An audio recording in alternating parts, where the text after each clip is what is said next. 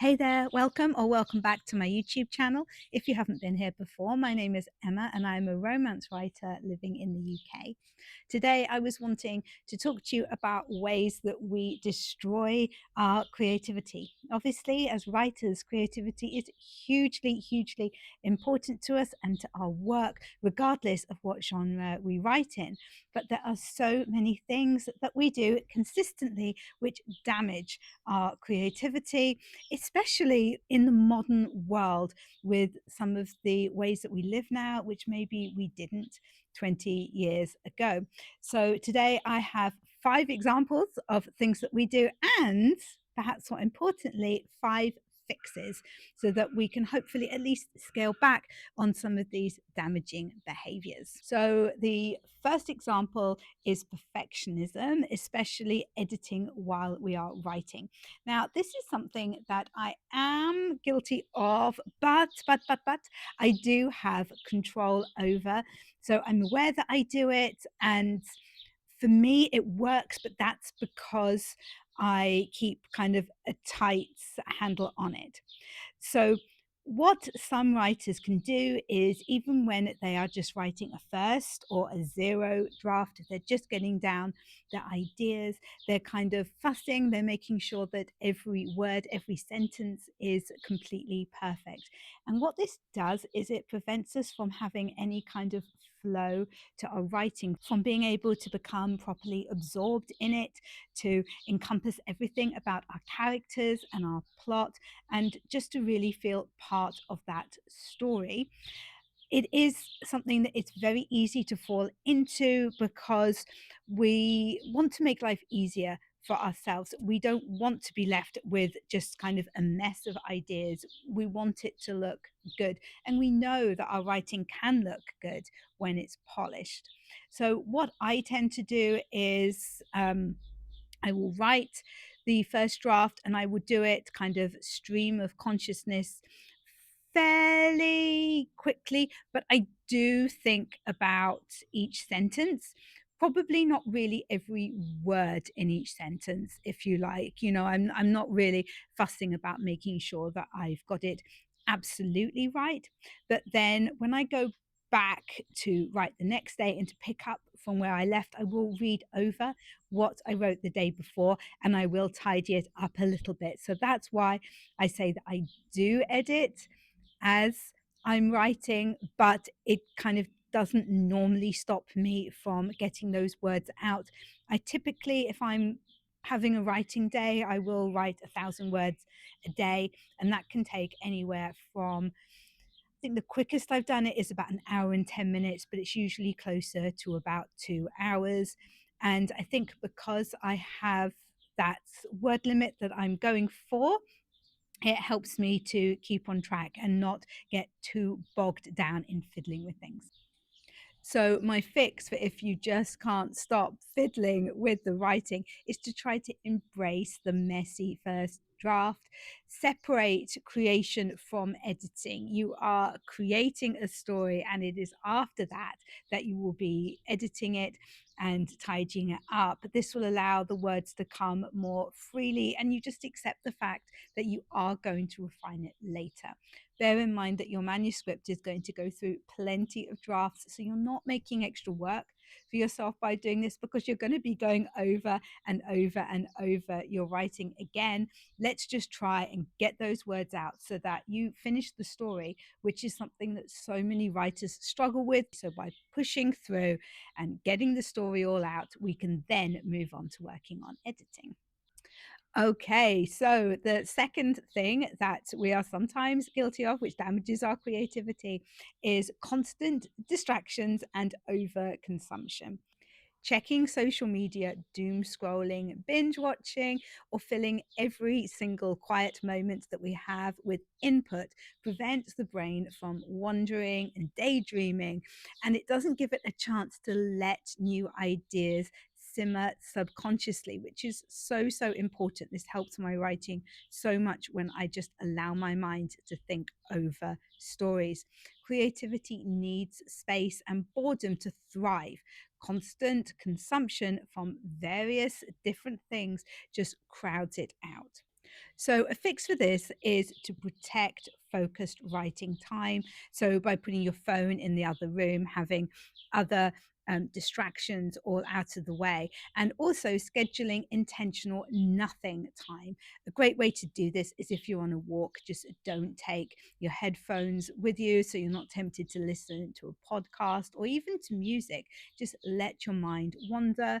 A nice hot bath is another time to do this, or even just washing up, just making sure that you don't have any distractions around you at that time. Number three is waiting for inspiration or perfect writing conditions. Relying on motivation to strike or needing the right mood, space, or schedule leads to procrastination and stalled projects. Creativity is more habit than lightning bolt. Showing up consistently builds momentum.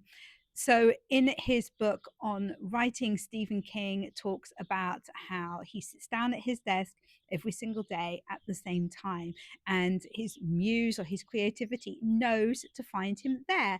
If it's got an idea, it knows that that is the time that he is there to receive it, and it can just come along. And I don't know how this works, drop it into his mind. I don't know whether it goes through the ears or the nose or whatever, but that is the time that the muse can come and deliver these new ideas to him.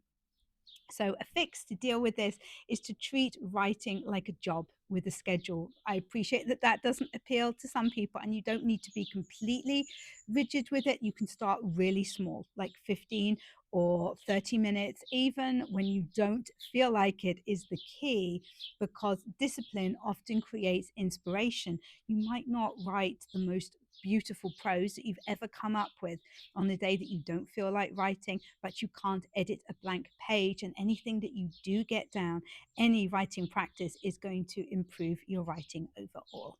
So, number four is over comparing yourself and seeking external validation. Reading others' completed work while you're still working on a zero draft, fixating on metrics like how many likes you've got on social media, how many reviews your book's got, how many sales you've had, or worrying about what critics, family, or friends think about your writing. It stifles your risk taking with your writing and your authentic voice.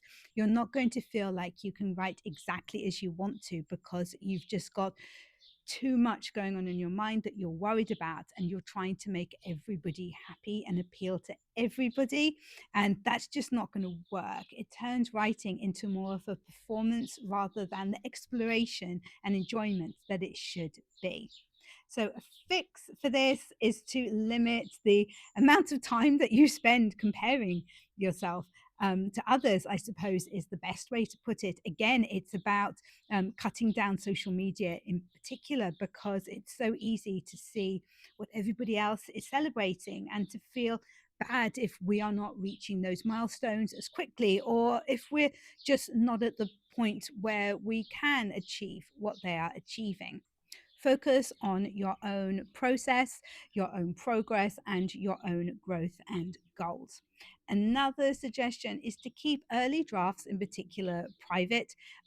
If sharing them can drain you and generally just make you feel bad about yourself, um, early drafts, it's very important who you show them to. If you're going to show them to anybody, fellow writers are usually the best people to share with, because they understand that it's not polished and that maybe you're just looking for feedback on a character or something that is happening in the plot that you're not sure about.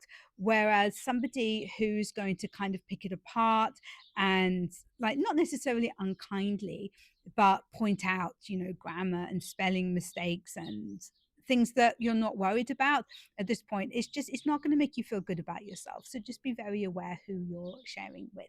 And finally, we have over reliance on rules, learning, or rigid structure. I think it really helped me that when I wrote my first romance, it was purely because I'd read a ridiculous article saying how easy it was to write romance books because they were so formulaic and anyone could do it. And I thought, I've read a lot of romance books, but I really don't think that this is an easy process. I'm going to have a go.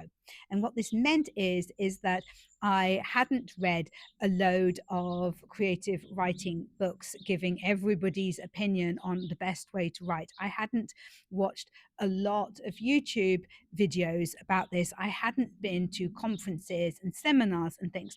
And while a lot of these options can be really, really good and you can learn an awful lot, this is also another case of potential overconsumption when you're taking in everybody else's ideas and what works for them, and it maybe might not work for you. It is a case of trying different things, I feel, as a writer. So looking out and finding out about these different ways of doing things and seeing what works for you, experimenting, because what works for one writer definitely does not work for us all. Swallowing too many writing rules, studying craft endlessly without having the chance to apply it because you're so busy studying, or forcing strict outlines or discipline at the wrong times for you can make writing feel mechanical and joyless. We don't want to feel like we are being forced into writing. We want to feel like we get to write. So, the fix for this is to learn craft as a tool, not a cage. Experiment, break rules on purpose sometimes because we all know that rules are made to be broken. Remember that creativity often lives in the gaps between techniques that we're learning. Creativity isn't infinite, it's fragile and it needs to be protected. The writers who manage to sustain it long term are usually the ones who guard their time, their mindset, and their process fiercely while staying playful to their craft. So, if you are struggling with any of these things and it's affecting your creativity, please remember that it's best to pick one to tackle at a time so you don't feel overwhelmed. And small shifts can compound really quickly. It's like James Clear and his Atomic Habits, which is a book which I really recommend that everybody reads because it is just such a great way to build a fantastic mindset to be able to be as productive and creative as we would like to without feeling overwhelmed that we're not good enough or spending so many hours a day just slogging along and not really achieving anything. Thank you so much for watching my video today. If you've enjoyed it, please do give me a thumbs up and subscribe if you're not already, because we have a lot of fun on this channel. If you have got suggestions for how you boost your creativity, I would absolutely love to hear about them in the comments below, and I'm sure they will be really, really helpful for other writers. And I will catch you in the next video.